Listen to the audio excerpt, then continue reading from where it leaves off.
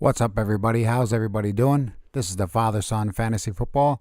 My name is Paul. I'm Justin. You guys know who I am. Today, we got a fun episode. We're going to do sleepers today. So these are guys we think that could pop up and have a good season for you, and they don't cost that high of a draft pick. And we have a special guest coming on the show today, Dad. Awesome. Kyle. Another one. He was also from Rotoviz, Football Diehards. He's the producer of Justin's podcast, who we had on a guest on Wide Receivers Part 2. If you guys haven't seen that yet or listened to it, make sure you go check that out. And once again, we're doing a subscriber league, and we have more interest every day. And the rules to that are going to be in the description below, whether you listen to it on Google Play, Stitcher, iTunes, YouTube. In the description below, you'll see it. Write a sentence or two of why you want to be in the subscriber league, and that's how we get raffle. Don't just write like hashtag subscriber league, because then that like limits it, and we don't know why you want to be in it. We don't know if you're going to be legit or not. So tell us why you think you should be in the subscriber league too. The only way to do it is to get them points. Them points, five points to go. If you write in a review on iTunes, and you get 1 point for every video we post on YouTube, just comment hashtag subscriber league and give us a sentence why. You gotta have at least a sentence why. Then after you give us those like reasons why, you can start just doing hashtag subscriber league. But we don't know why you want to be in the league. You can't just say, oh, hashtag subscriber league. We don't know why you want to be in the league.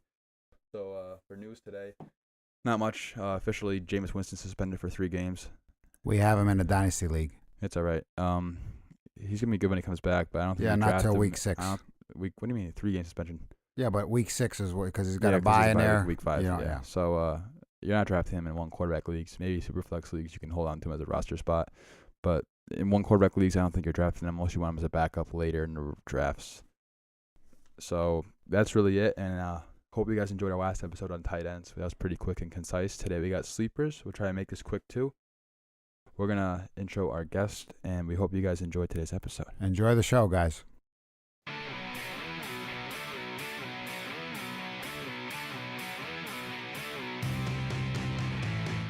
All right, and joining us today is Kyle Dvorchak. What's up, Kyle? What's up, guys? How's it going? Very good, Kyle. How you doing? Thank you for being on our show. Not bad, not bad myself. Long off season, we get the worst kind of news, exclusively suspensions and injuries. So, but getting through. Yep, a lot of suspensions going on. Jameis Winston. Yeah, I mean, yeah. That's how you feel about it. You look at it and just like, I think like 2.5 eye rolls around, like full 2 circles at least, and then a little more, and like I don't know, it's whatever. I'm not getting into it. Move on to something fun. Yeah, something fun. Today we got sleepers. We each got a couple, I think like 3 to 4 each. And I'll kick it off, I guess. My first sleeper is Allen Hurns, wide receiver, Dallas. He's basically free in drafts right now. He's going late 9th round in 12-team leagues. They paid the guy $11 million for 2 years. I think Allen Hurns was a smart guy in free agency, waiting it out and saying, "Oh yeah, I'll go here to be the number 1 wide receiver option and catch." He's the number 1 target, I think. I know they got Gallup here, who my dad's gonna probably talk about. But I think Hurns will be number 1 for now. Hurns will be number 1 probably for the most part. Toward the end of the season, I think that's going to change. I mean, Gallup, he's a rookie. He's also a rookie. But he is their number 1 right now. Yeah, they never really had a number wide receiver 1. I don't consider Des Bryant a wide receiver 1. And he's got a good floor, especially in the 9th round. You draft him as like your wide receiver 3-4. What do you guys say about Allen Hurns, Kyle? I thought this was interesting because I think Michael Gallup is like in the greater ether things probably a better player, especially when you look at give him the offseason, give him a year of NFL practice, NFL play. But it kind of reminds me of a situation we've got like Jamal Williams, Aaron Jones, where one, it's a valuable role to be had, maybe a little less so obviously in Dallas, but it is the number 1 wide receiver role on a team.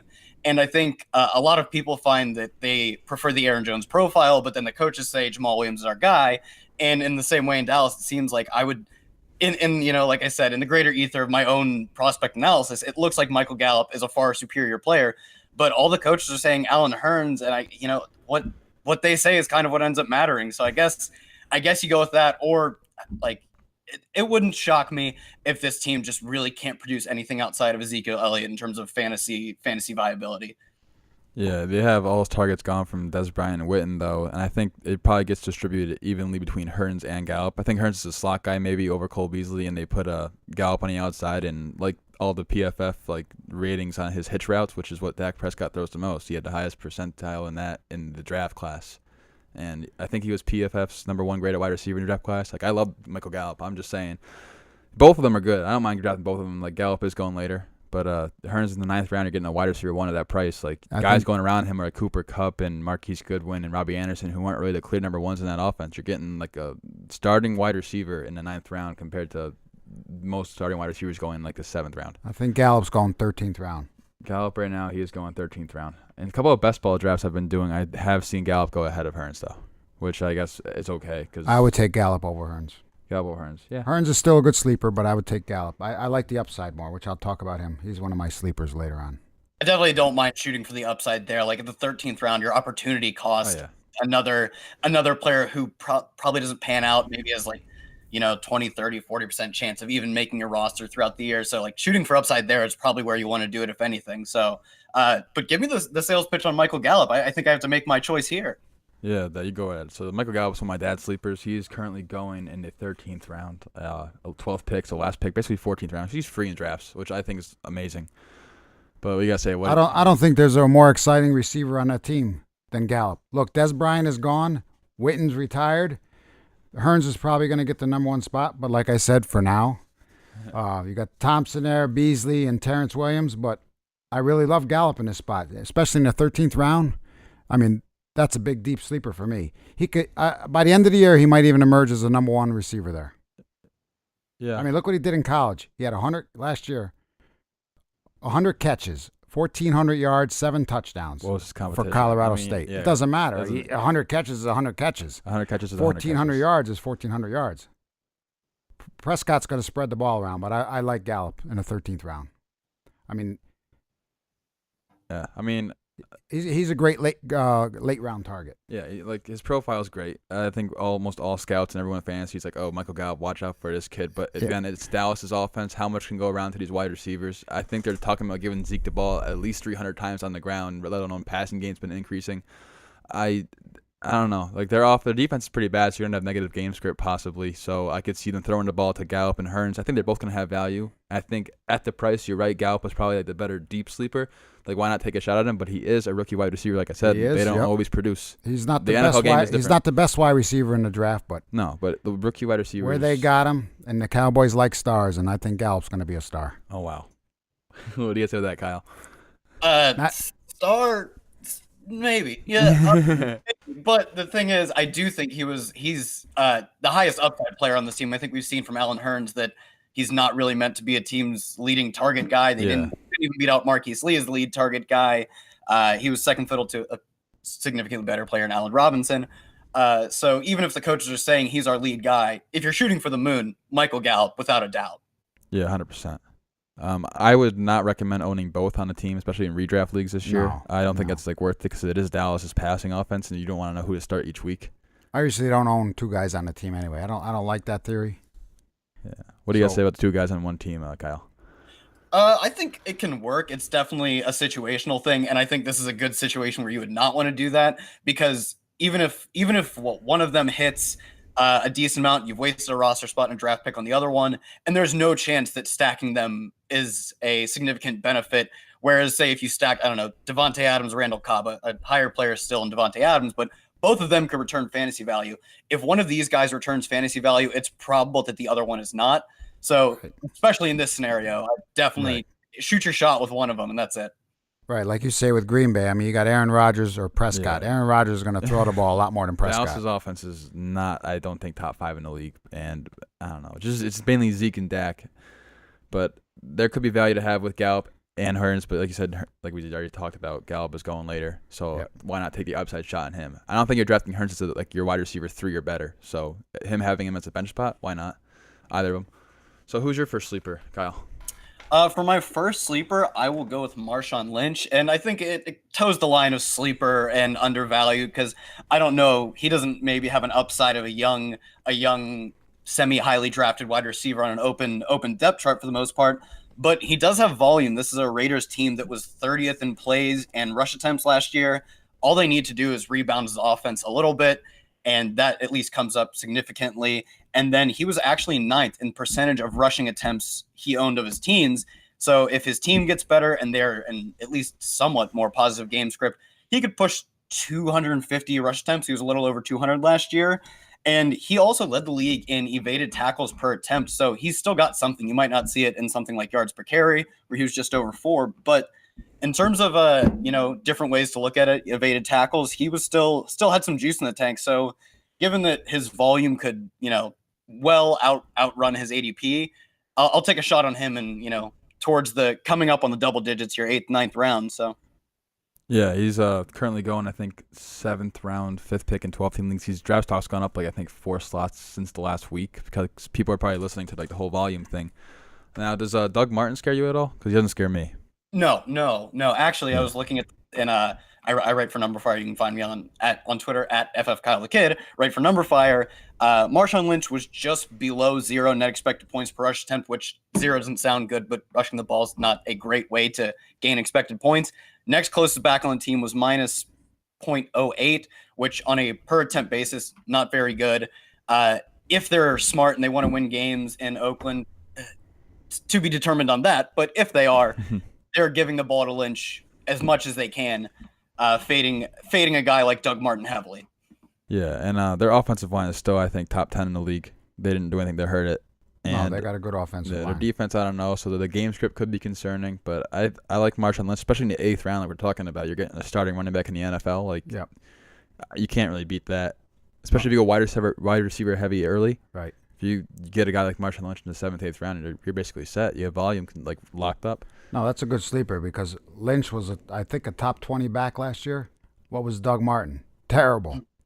Doug Martin was terrible last year, so I don't think there's any threat there. And Marshawn Lynch is so hard to bring down. Yeah, very. The one thing I saw was every third year Doug Martin produces 1,400 yards at least on the ground, but No, this is just every third year right here, so I don't see that happening. No. But that's just a fun little stat. Isn't that the LaShawn McCoy corollary for the first 5 or 6 years of his career? It was every other year was his best year. Yeah. Yep. So I think it was John Paulson. He did that, and I was like, oh, it's gonna happen now. All right, so give me one of your, if you're not taking Marshawn Lynch in those towards double-digit rounds, who are you guys taking? Who's the name you're taking? You want me to go with that? All right, so the guy I have double-digit rounds. I think Nyheim Hines. He's currently going in the 11th round. He's I don't see why he's still going to slate. I don't he's got basically. I think he has the 3rd down role locked up in Indianapolis. Indianapolis does have the 3rd most vacated touches for running backs. It's all gone this season because Frank Gore left. I can see him being like Tariq Cohen possibly, and he doesn't just dominate in the passing game. He can do it all. Like in the scouting reports, he can do rushing between tackles, goal line work, pass catching. I think the potential for things to break right is in his favor. Marlon Mack just had surgery on his shoulder, so he's still not playing. Jordan Wilkins seems to be his only competition. I'm not buying the Robert Turbin 3-down back thing in Indianapolis. I think that's bullcrap. And what do you guys think about Nyheim Hines? He's going in the 11th round right now. I would take Nyheim. I would take a shot on him in the 11th round. Yeah, because he could do some damage in that offense. Yeah, it's not about. I have taken many shots on him in the 11th round in my best ball portfolio. I'm loading up on. He's not my highest owned guy, but he's one of my higher owned running backs because you're telling me I have a chance to get Tariq Cohen with Andrew Luck. Put a guy as electric as Tariq Cohen, who he does profile somewhat similarly to, on a high profile offense like an Andrew Luck offense. If he comes back healthy, starts throwing real sized footballs, but that's the upside there is you put a Giovanni Bernard, a Tariq Cohen type guy with Andrew Luck, who's going to be taking them to the red zone. And like you said, he is a bit underrated in what he can do, both in the passing game, obviously, but then between the tackles or just rushing the ball in general. So I think the upside for that cost, 11th round, I'm taking that so many times in best ball. Yeah, I have him. I think he's my 2nd most owned player right now in best ball drafts. Yeah. I love Nyheim Hines just because of the upsides there, and he's still going really late in drafts. So you can hit wide receiver heavy early and still have him in the 11th round. So that's crazy value. Yep, that's good value right there. Who's the running back you're looking at for possible mid-round, late-round guys?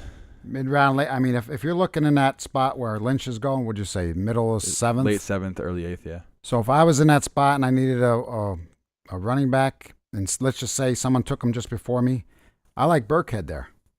I like C.J. Anderson right there. But Duke Johnson. Burkhead's your guy right there. Burkhead would probably be my guy right there. Why? Let's hear why. Well, he's another one of my sleepers. I might as well just go right into him. He's really not a sleeper. I mean, to me, I think he is because they spent the 1st round pick on Sony Mitchell. They're so high on Sony Mitchell, I think it puts Burkhead in the back seat. But someone's got to replace Deion Lewis there. Yeah. somebody's got to get the majority to work, which Mitchell's going to do, but you never know with Belichick. So I like Burkhead right there. He's the most versatile running back and has ability to be he was the lead rusher if he didn't miss 6 games last year for them. He did get injured. For that team. Because look what they did. But, like I said, they brought in Sony Mitchell. I like him late in that round. He had 4 games where he had 17 points or more, which was pretty good. Mm-hmm. Like you said, then he got hurt. So he's well worth drafting mid to late rounds. Yeah, what do you got to say about Burkhead, Kyle? I'll go after you. I really like Rex Burkhead. I loved him last year, and that kind of burned me. But not much you can do about injuries in that sense. No. And when he played, he was phenomenal.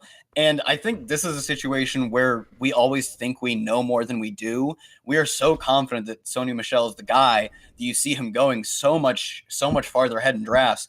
But we've seen this in consecutive years with the Patriots backfield, that they're willing to trot out whoever they think gives them the best opportunity to win football games. If Sony Michel is fumbling in practice, he won't get out there. And I know It's kind of the standard Bill Belichick narrative, but I think more of it is just that he wants to maximize what he gets out of his players. And I think we're overvaluing our estimate of the touch distribution there, like we have in the past 2 years. Yeah, my most owned player right now in best ball is actually Rex Burkhead. I don't know. I love him. I can see him actually leading the backfield in touches by the end of the year. In the 6 games when he was healthy and active from week 8 to 14, he finished as the Patriots running back 1 or running back 2 in all 6 games. He was mainly behind Deion Lewis, but in weeks 12 to 14, he had 40 touches compared to Deion's 41. Sony Michel already fumbled in OTAs. He has inexperience and ball security issues. If Burkhead's even second to him, he can still post running back 2 numbers. He's definitely going to be my most owned player this year. He's going to have the goal line probably locked up in that offense. I do think that if Michel does fumble, I think Belichick's still going to toss him out there, because even last year you saw Deion Lewis fumble, and if they like him like they like Deion Lewis, they're going to keep him out there. But being the running back 2 in New England's offense isn't a bad thing. Gillislee's probably going to get cut. Hill's probably going to get cut. So I think he has the goal line role locked up, and he does even line up in the slot sometimes. Right. And Edelman's gone for the first 4 games. I think he lined up 15% of the time in the slot. So he can catch those passes, and PPR targets, they're worth 2.5 times as much as running carries. So he's going to be a great pick in the 8th round. I absolutely love Burkhead this year. I do too. Last year I loved Gillislee. I drafted him. Look what he did. First game, he had 3 touchdowns. Remember, I was so happy. I couldn't be any happier. And then what did he do the rest of the year? Nothing. Burkhead is different. Like you said, Gillislee's going to be dropped, but you're talking about New England's backfield too. I'm not drafting Sony. I don't think in any leagues. No. I would take a shot later on and try to get Burkhead. Yeah, I like Burkhead. And Kyle, who's your next sleeper guy that you like? I have a wide receiver lined up, but since you were talking about the split between the value of a target and the value of a carry, I think that segues great into my next sleeper, which is Austin Eckler. Between weeks, I believe it was 5 through 14, where he started to actually get touches, and then he got hurt at the end of the year. He saw 30% of the team's snaps on offense, which isn't extremely high. Melvin Gordon's still the guy here, but that's enough to be PPR relevant, at least in the sense that, like you alluded to, the targets are worth so much more. And we saw in just that small-ish sample, he got 500 yards, 5 touchdowns. I think he profiles as a guy similar to what they used to have in Danny Woodhead, and he costs you nothing. You can get him probably 15th round, 14th round in drafts. Yeah, 14th round, 8th pick right now. Yeah. 61st running back off the board. Yeah, he actually, I'd have to check, but he might be my highest owned player, because if Melvin Gordon goes down, he won't obviously see the same amount of touches. But the only other competition in the backfield is Justin Jackson, who is larger in the sense that he's 6 foot, but he's only 193 pounds. He profiles somewhere between what we see and between the tackles guy who's 6 foot, but he doesn't have the BMI of that at all. Per player profiler, his BMI of 26.2, 0th percentile. So I think it's crazy to think that he's a 3-down workhorse guy any more than Eckler would be. So I think if you're into handcuffing, I'm not particularly, then Austin Eckler would be definitely the guy I'm taking to handcuff him, just because he's got just as good of a chance to get carries as Justin Jackson and is already a really proven receiver. And if not, he still has a chance to bring you PPR value if you have other guys go down to injury or just have some rough bye weeks. Well, he played well last year too when Gordon was out. Yeah, he made use of every opportunity he had. Yeah, he had 10.3 yards per reception. Kamara had 10.1. He's a great receiving back, like we already mentioned, and he's basically free in drafts. So you can't complain about that, because he still can get some passing work. And Gordon does have an injury history with his knees, so I don't see why you wouldn't just take a late round flyer on a guy who could be a running back 5. So why not? Right. Yeah, in regular redraft leagues that aren't, 20 rounds of best ball or whatever, he can literally be your last pick. And he could potentially provide standalone PPR value, let alone, if Melvin Gordon does go down, he has that upside of being a satellite back plus, as, Matt Kelly says on Player Profile.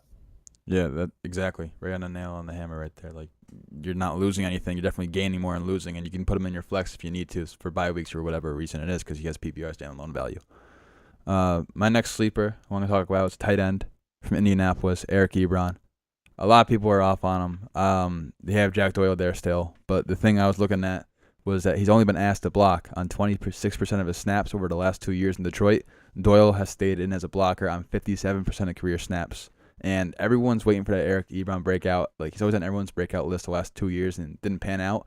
There's 151 targets available in this offense behind Hilton. Like, there's nothing else. It's just Chester Rogers and Deion Kane. And in Luck's last 2 fully healthy seasons in 2014 and 2016, Colts tight ends have finished first and third in total team PPR points. I believe that Ebron is the receiver and Doyle is the blocker. What do you guys say about that, Kyle? Well, you said you were talking about their tight ends. You didn't even mention the departure of their pseudo tight end, Dante Moncrief, who basically, after seeing many years of expecting him to break out, much like Eric Ebron, we kind of just found out that he was a tight end masquerading as a wide receiver. But that leaves open a lot of red zone work, and I think tight end is one of the hardest positions to play in the NFL, especially from a physical standpoint. You have to do the receiving work of a wide receiver and block like a right tackle. Expecting these guys to break out early, especially when you look at Eric Ebron's only 25 years old. He was extremely young when he came into the league. Tight end breakouts happen on second teams more often than you might think. A lot of great examples from Martellus Bennett to Greg Olsen. His profile looks to be that of a really talented tight end. And at this point, the cost is nothing. If you're playing in dynasty leagues, he might be in more shallow dynasty leagues, a free agent, and in best ball or even redraft, he's nearly free too. So the cost compared to his talent profile, the upside that brings on Andrew Luck offense, I'd buy that, especially in dynasty. Yeah, what do you guys say about Eric Ebron? I think he's good if Andrew Luck plays. Yeah. This is completely contingent on Andrew Luck being out. Absolutely. But like Kyle said, he's 25. Since 2000, only Gronk, Gonzalez, Witten, and Jeremy Shockey have as many receiving yards as Ebron did. By that age, okay. By the age of 25, wow. Which is a good stat. Yeah. I mean, Doyle's the number one guy there, but he didn't have Luck thrown to him either. He's bigger. I think they use him as a blocker. He can catch better. That's what I'm saying. So we're going to have to wait and see, but everything's going to see if Luck plays, which I know he's going to play. Yeah, I think he's going to. Hopefully play, like Andrew Luck. And what round's he going in right now? Who? Ebron. He's free. I think he's going in like the 16th round. I think he doesn't. No. Yeah. Yeah, he's not getting drafted. I mean, he's currently going. Let's see, I have it right here. So he's 14th some round. leagues he's probably not even getting drafted. No, he's going as the 18th tight end. Vance McDonald's going right ahead of him. I like Vance McDonald too. Because everybody's still high on Doyle, because Doyle did have a good year last year. Yeah, 80 catches last year. But even with Luck there, they could use 2 tight end set. Yeah. Who's your next sleeper, Dad? Michael Trubisky. Mitchell Trubisky. What the? Mitchell, yeah. Sorry. I can't. He's the 23rd QB. He's going currently, I think, in the 14th round. I'll right? check. Yeah, he's Check currently 14th. going in the 14th round, 5th pick. Yeah, he's going behind guys such as Alex Smith, Eli Manning, Dak Prescott, Jameis Winston. So I mean, they got a whole new offense this year. They got so many weapons that'll make them better. You got Allen Robinson there, Gabriel there, Anthony Miller, and Trey Burton. So he's going to have a lot of mouths to feed there. They got a decent running game with Howard and Cohen.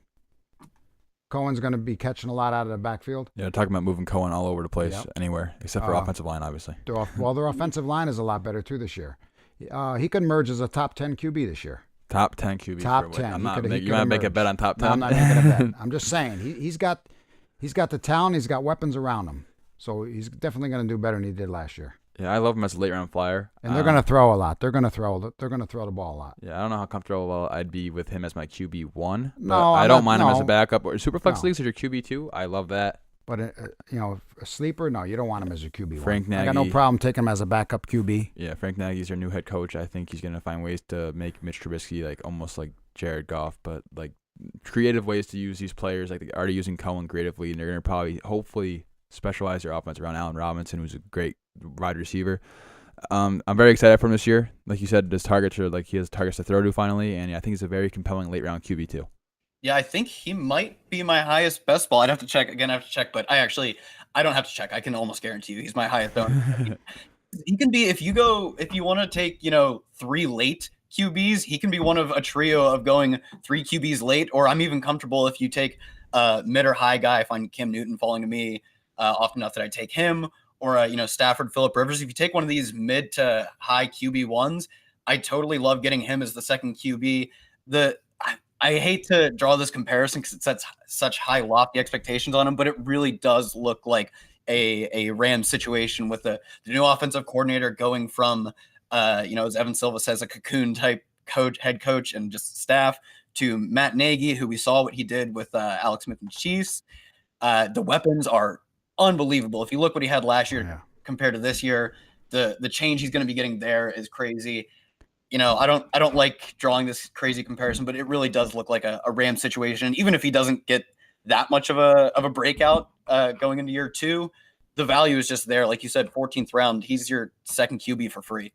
Yep. Yeah, and like you said last year, I think he was just throwing to Cam Meredith, and once Cam Meredith went down, it was nobody. So it was just bad. Like I don't even know who's gonna throw to. That's why I was like watching the games. I was like, wow, he's just throwing to like guys like Kendall Wright maybe. Like I don't. It was so bad. Oh, they definitely set him up for pass or fail with who they brought in. Yeah. So look for him to have a good year this year. All right, who's your next sleeper, Kyle? I believe this is my last sleeper, but I'm shocked. He gets a lot of attention, especially in the analytics community. Kenny Stills, and despite everyone giving their Kenny Stills tout pieces, his ADP hardly rises. He was by far the leading air yards receiver on the Dolphins last year, 1,500 yards and change to Devontae Parker getting just over 1,200. And then we saw that Jarvis Landry left going to the Browns. They'll be getting a QB upgrade, even if you're not a huge fan of Ryan Tannehill. He's better than Jay Cutler. Can we just concede that? Is that all right? Yeah, that's okay. We'll go with that. Yeah, I don't love Ryan Tannehill. I don't particularly like Ryan Tannehill, but he's not Jay Cutler. So they'll be getting at least somewhat of a QB upgrade. And with the game script this team could be seeing and their run pass tendencies, this could be maybe this could be a team that attempts the most passes in the league. It wouldn't shock me, even if they're not the most efficient with those passes. Kenny Stills, just for the potential volume, especially if you consider if Devontae Parker is just as bad as he's been, Kenny Stills is their only talented wide receiver.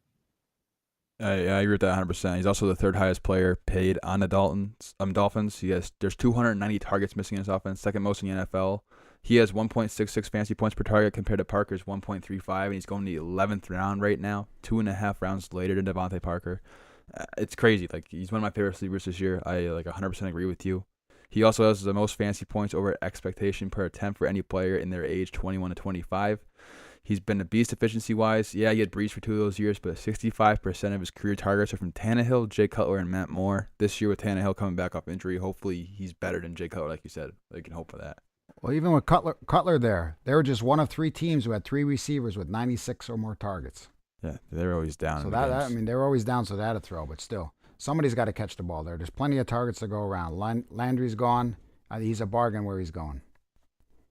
Yeah, I could agree with that more. And you look at his AYA on Rotoviz. If you go to their air yard screen or their I forget what it's called. It's the app that sorts things by AYA depth. All of his deep routes, he's just phenomenal at, and those are big money for fantasy if you can actually connect on those at a higher than average rate. And that's exactly what he's done all of his career. No matter where he goes, at least on deep balls, he's been phenomenal. The outstanding targets there. I think it's all there for him to at least have high volume, even if Devontae Parker does break out. Yeah, I think there's a floor there, and you can't go wrong with it. Again, he's probably your wide receiver 4 or 5, maybe even 6 if you're going wide receiver heavy. So there's nothing wrong there. And in best ball drafts, you gotta love him. Redraft, you can plug him in and flex. Why not? Yeah, you said his floor. He's going. His situation only got better, like we said, a marginal improvement at quarterback. Targets opened up like crazy. You said second most open targets, available targets in the league, and yet he's still going later than what he finished as a wide receiver last year. At worst case scenario, this is an undervalued pick. Best case scenario, it's a big sleeper. Yeah. I agree. Love it. I agree. Dad, who's your next sleeper? You have two more, so let's go with your next two. Your first guy. Austin Safarian Jenkins. All right. Where's he currently going? Let me look this up. I didn't have that down. He's currently going in the 14th round, first pick. Yeah, that's 16th heading up. That's a steal right there. Look, he passed on returning to the Jets to join Jacksonville. Jacksonville's offense needs someone to rise up. I don't think he's going to be a high volume guy, but he can be a force in the red zone, which I think gives him some upside. There's nothing to lose by drafting him where he is. The offense has okay receivers. I look for him to have a good year this year. Yeah, he's taking over Mercedes Lewis's role, which is red zone targets all the time, and it's Jacksonville, so you got garbage time touchdowns. I'd rather have McDonald, who's going one spot later. But like you said, the praise is coming out of camp. He's only 25 years old, so I think he has the red zone targets locked down and garbage time. So why not get him as your tight end too? Right. Plug him in bye weeks and if you need to in the flex. I think someone's got to step up in that offense. I like him there. Yeah. What do you got to say about him, Kyle? I was pretty disappointed he went to Jacksonville because I think, looking at his talent profile, he's an extreme athlete, produced well in college, and he chose, of all places, to go to Jacksonville, who Blake Bortles, 11th in quarterback attempts, down from his 2 crazy years before that when they truly had the most garbage time. I think as this defense continues to get better, the garbage time will continue to go down. But if you bet on his talent, I thought he was an extremely talented player coming out of college, and then he at least showed with some of that talent last year that it's there. I know I believe he struggled with addiction when he was in Tampa Bay, and all reports are that that's behind him. He's, good for him. He's made progress with that. And he showed last year that he really is talented, at least. Is that going to shine through on Jacksonville? I don't know. But if you believe in the talent, which I do, I don't mind the pick. Especially if you wait on a tight end and guys keep going, and if you're tight end one, you gotta be a little bit but he's not bad. Like usually, I guess the red zone chance, so they can have those boomer bust weeks. But I'm not minding that. And who's the guy that you just added in last minute for sleepers? Well, I like Cameron Meredith too. What a year he was going to have last year before he got hurt. The Saints signed him for a reason, to be another playmaker on the outside alongside Thomas. I mean, he's 6'3". He could be another guy who's awesome in the red zone. He missed all last year, right? Just about. No, he played 8 games, I think. He missed Did second half. I don't know. He got hurt with a bad football injury, but reports on him, he's back healthy. No Mark Ingram there for 4 weeks. Should mean more passing. So I think he's good. He's a good fit right there for the Saints. Yeah, what do you guys say about Cam Meredith? Speaking of more passing, since 2009, this was the lowest season of Drew Brees attempts. Yep. The defense performed well above expectation, and the running game, Mark Ingram, Alvin Kamara, was probably the best running game we've seen. Since I've been following football as much as I do, probably one of the best running games we've seen. I think the defense and the running game are definitely going to regress, even if they're still well above average, which they should be. They will regress, and in turn, we'll see Drew Brees' attempts go up. I also think this was the lowest touchdown total he had since 2004. This was the lowest touchdown he had since 2003. We're gonna see the passing numbers come up, and that rising tide raises all ships or something like that. So it definitely gives him potential to break out, and he did show that he was a talented player 2 years ago and at some point last year before he got injured. Yeah, Brees was real low on his touchdowns too, so someone there is going to catch the touchdowns. And plus, I think they lack in the tight end spot now that Graham's gone. Graham's been gone for 3 years. I'm just saying, they're still going to lack in that spot. Who they got as tight end? They have Benjamin Watson. Yeah, no. You just disgraced the good name of old man Benjamin Watson. Brees still did lead the NFL in yards per attempt last year. I think last year they had the same amount of passing touchdowns as rushing touchdowns. That's due to go back to where it was, where way more passing than rushing. Right. I still think Kamara's great and stuff, but I think you're due for like a regress back to the norm. So I think Michael Thomas gets more touchdowns. I think Cam Meredith gets some of them. The question is, can Drew Brees support 2 top 24 wide receivers? And I think that's definitely in the realm of possibilities. I don't see why not. I think Kamara's going to keep getting used in the passing game, but I like Cam Meredith. He's going 52nd wide receiver up the board right now, behind Kenny Stills, 2 spots behind. So that sums it up for all of our sleepers today, and we had each couple, so hopefully you guys got some knowledge. And this is also early. It's only June, so the ADPs are probably going to change when it gets later in the season. We'll probably revisit sleepers, and we'll talk about where they are. Yeah, you can run a good second sleeper podcast early August for sure. Late July, early August. We'll get that in. But this is just early on, so in your best ball drafts, look for these guys later. And if you're doing drafts already in fantasy, these are guys who are going way lower than they probably should. Good late round picks. Yeah. So once again, we want to thank Kyle for coming on the show. Yes, Kyle. Kyle, Thank you. where can we find you, and what you up to now? Yeah, thanks for having me, guys. You can find me on Twitter at ffkylethekid. Starting with Numberfire, we're working on breaking down a lot of different player situations and over at Fantasy Labs. Find me, I think Rotoviz has our new podcast series coming up, the RV32. That will be starting soon. Excited to get on that. Football Diehards podcast. Yeah, don't forget the Diehards I think podcast. that's all stuff. Yeah, that's all of it for now. But you can find all of it. I tweet it all out at ffkylethekid. So I definitely forgot something, and it will be on there. So thank you again. We love having you on. We'll definitely keep in contact, and he does write some good articles. He's also young like me, so we brought down the average age in our call right now. It's down like 20 years. It's good breakout age. It's a good breakout age. So once again, thank you, Kyle. Yep, thank you, Hope Kyle. you guys enjoyed him having on the show, and yeah, that's about it. Yeah, I can't wait till I come back. Yeah, again. thanks for coming Thanks on. me, guys.